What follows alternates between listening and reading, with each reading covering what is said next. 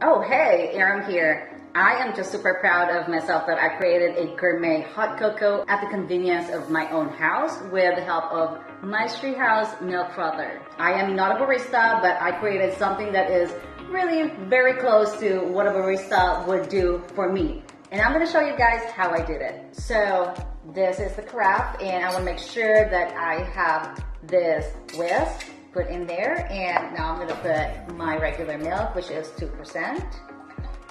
And then I want to make sure that the surface is dry and turn my Maestri on. You can always select the desired temperature and milk foam density.